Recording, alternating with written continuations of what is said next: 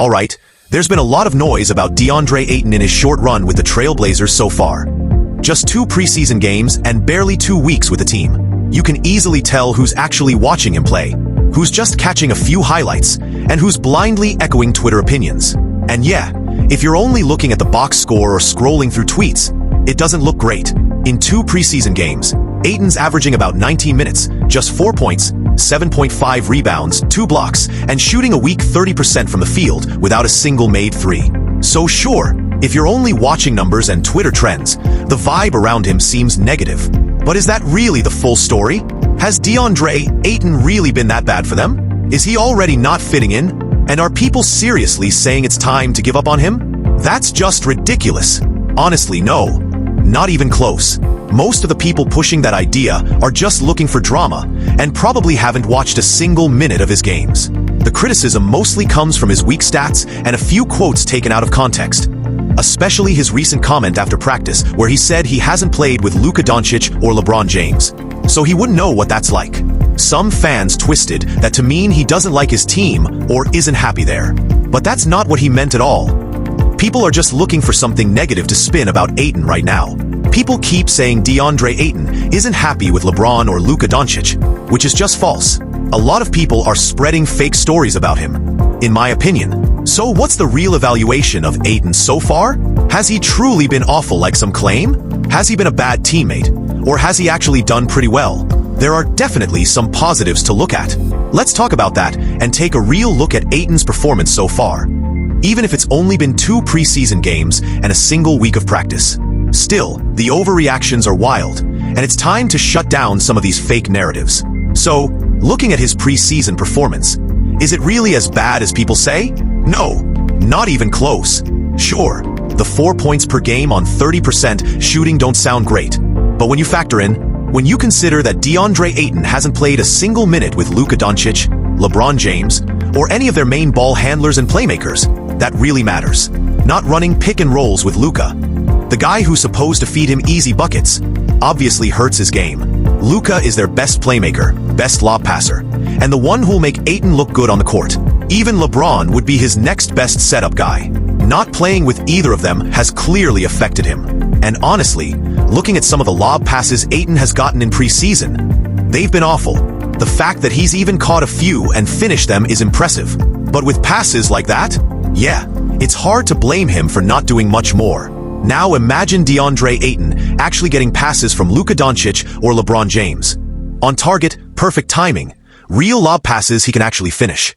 It's going to look way better than anything we've seen in preseason so far.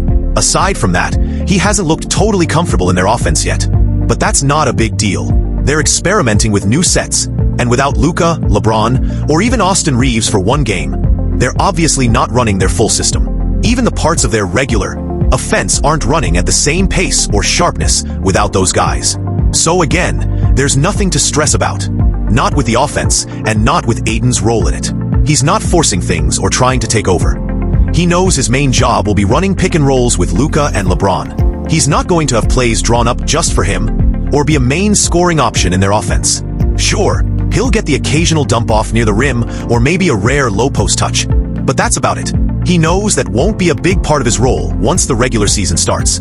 So it's not shocking he hasn't looked great in the post during preseason. But again, don't overreact. That's not what the team will be asking him to do anyway. What will matter is his mid-range game within the pick and roll. It's not always going to be a lob or a dump pass.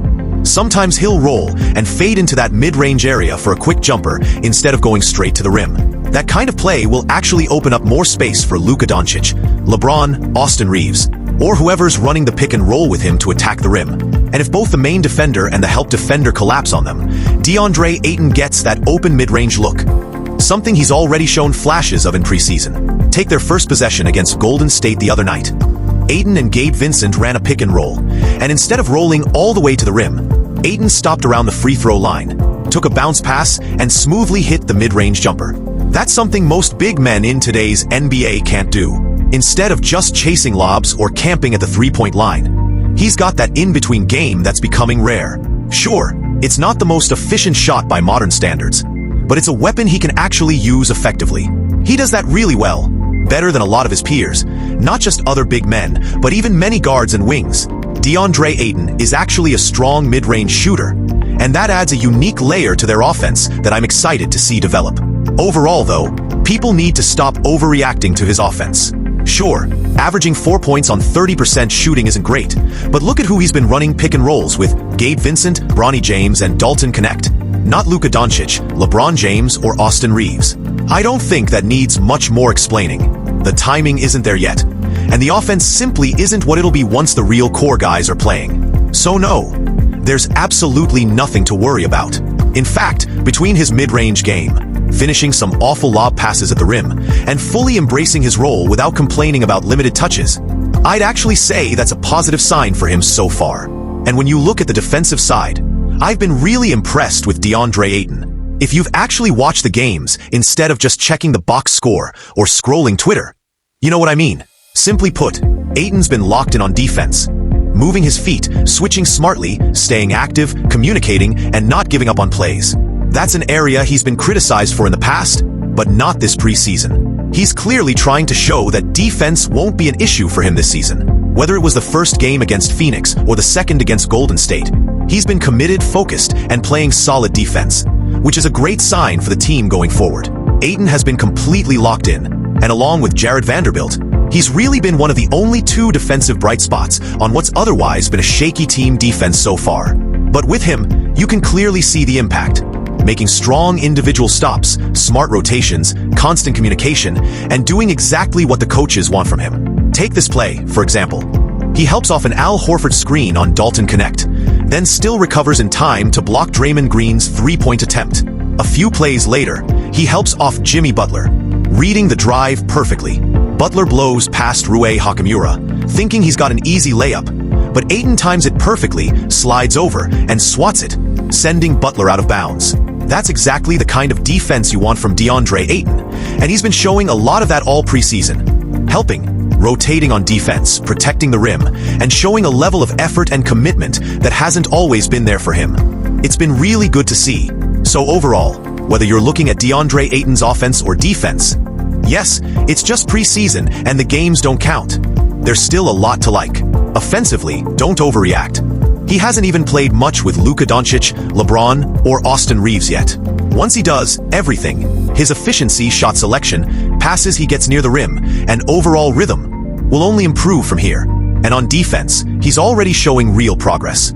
He's engaged, impactful, and clearly committed to the role the team wants him to play. Honestly, I've been pretty impressed with Ayton so far. This is the version fans have been waiting to see. So, with all that said, what do you guys think? What are your thoughts on Deandre Ayton so far? Are you buying into the negative talk and siding with the fans who've already given up on him? Or are you actually watching the games and seeing that there's nothing to worry about? Let me know your opinions in the